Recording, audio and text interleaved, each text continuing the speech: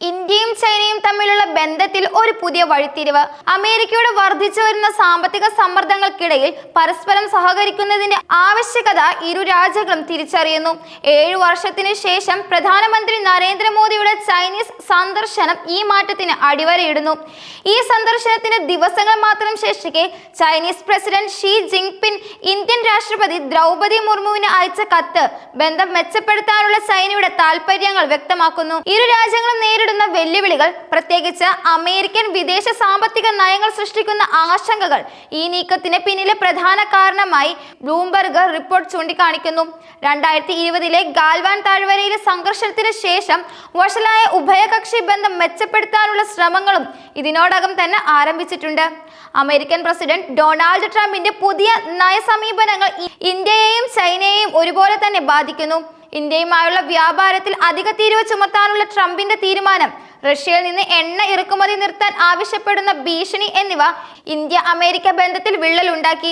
അതേസമയം ചൈനയുമായി ട്രംപിന്റെ ഭരണകൂടം വ്യാപാര രംഗത്ത് തുറന്ന യുദ്ധം പ്രഖ്യാപിച്ചു. ഈ സാഹചര്യത്തിൽ സാമ്പത്തിക താൽപര്യങ്ങൾ സംരക്ഷിക്കുന്നതിനായി ഇന്ത്യയും ചൈനയും ഒരുമിച്ച് നിൽക്കാൻ സാധ്യതയുണ്ടെന്ന് റിപ്പോർട്ടുകൾ സൂചിപ്പിക്കുന്നു. ഈ നീക്കത്തിന്റെ ഭാഗമായി അതിർത്തി തർക്കങ്ങൾ പരിഹരിക്കാനുള്ള ചർച്ചകൾ പുനരാരംഭിച്ചു. ഇത് പഴയകാല വൈരാഗ്യങ്ങൾ മറന്ന് ഭാവിയിലേക്ക് ഒരുമിച്ച് നീങ്ങാനുള്ള ഇരു രാജ്യങ്ങളുടെയും ആഗ്രഹത്തെയാണ് സൂചിപ്പിക്കുന്നത്. പ്രധാനമന്ത്രി നരേന്ദ്രമോദിയുടെ ചൈന സന്ദർശനം ഇരു രാജ്യങ്ങളും തമ്മിലുള്ള നയതന്ത്ര ബന്ധത്തിൽ പുതിയൊരു അധ്യായമാണ് തുറക്കുന്നത്. ഇൻഡോ പസഫിക് മേഖലയിൽ ചൈനയുടെ സാമ്പത്തിക വളർച്ചയെ തടയാൻ അമേരിക്ക ഏറെക്കാലമായി ഇന്ത്യയെ ഒരു പങ്കാളിയായി കണക്കാക്കുകയായിരുന്നു. എന്നാൽ അമേരിക്കയുടെ പുതിയ നിലപാടുകൾ ആ ബന്ധത്തിൽ വിള്ളലുകൾ ഉണ്ടാക്കിയിരിക്കുന്നു.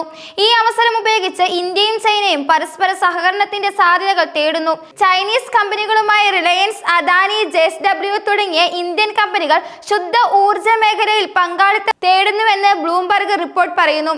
ഇത് ഇരു രാജ്യങ്ങളുടെയും സാമ്പത്തിക മേഖലയ്ക്ക് ഒരുപോലെ ഗുണം ചെയ്യും. നേരിട്ടുള്ള വിമാന സർവീസുകൾ ഉടൻ പുനരാരംഭിക്കുമെന്നും ചൈനീസ് പൗരന്മാർക്ക് ടൂറിസ്റ്റ് വിസ നൽകുന്നത് പരിഗണിക്കുമെന്നും റിപ്പോർട്ടിൽ പറയുന്നു. ഇത് ഇരു രാജ്യങ്ങളും തമ്മിലുള്ള വ്യാപാരവും ജനങ്ങൾ തമ്മിലുള്ള ബന്ധവും വർദ്ധിപ്പിക്കാൻ സഹായിക്കും. എങ്കിലും ഇരു രാജ്യങ്ങൾക്കും എളുപ്പത്തിൽ മറക്കാനോ മായ്ച്ചു കളയാനോ സാധിക്കാത്ത ചില തർക്കങ്ങളുണ്ട്. ചൈന പാകിസ്ഥാൻ സൗഹൃദം, ഇന്ത്യ തായ്വാൻ ബന്ധം എന്നിവ ഇതിൽ ചിലതാണ്. തായ്വാനുമായി ഇന്ത്യ വളർത്തുന്ന വ്യാപാര നയതന്ത്ര ബന്ധങ്ങളെ ചൈന സംശയത്തോടെയാണ് കാണുന്നത്. അതേസമയം പാകിസ്ഥാനുമായുള്ള ചൈനയുടെ അടുത്ത സൗഹൃദം ഇന്ത്യക്ക് എന്നും ആശങ്കയാണ്.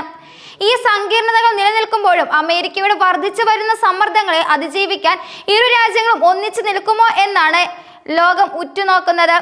ഈ നീക്കങ്ങൾ ഏഷ്യൻ രാജ്യങ്ങളുടെ സന്തുലിതമായ വളർച്ചയ്ക്കും പ്രാദേശിക സാമ്പത്തിക ഭൂപടത്തിൽ പുതിയ മാറ്റങ്ങൾ കൊണ്ടുവരാനും സാധ്യതയുണ്ട്. മോദിയുടെ ചൈന സന്ദർശനവും തുടർന്ന് നടക്കാനിരിക്കുന്ന ഉച്ചകോടിയും ഈ മാറ്റങ്ങളെ നിർണ്ണയിക്കുന്നതിൽ നിർണായകമാകും. എന്നിരുന്നാലും ഔദ്യോഗിക സ്ഥിരീകരണങ്ങൾ ഇതുവരെ വന്നിട്ടില്ല എന്നതിനാൽ ഈ റിപ്പോർട്ടുകൾ പൂർണ്ണമായും ശരിയാണോ എന്ന് പറയാൻ കഴിയില്ല. എങ്കിലും അന്താരാഷ്ട്ര നയതന്ത്ര ലോകത്ത് നടക്കുന്ന ചലനങ്ങൾ ഇന്ത്യ ചൈന ബന്ധത്തിൽ പുതിയ സാധ്യതകൾ തുറക്കുമെന്ന് പ്രതീക്ഷിക്കാം. ഈ നീക്കങ്ങൾ എങ്ങനെ മുന്നോട്ട് പോകുന്നു എന്നത് ലോകരാജ്യങ്ങൾ ആകാംക്ഷയോടെയാണ് ഉറ്റുനോക്കുന്നത്.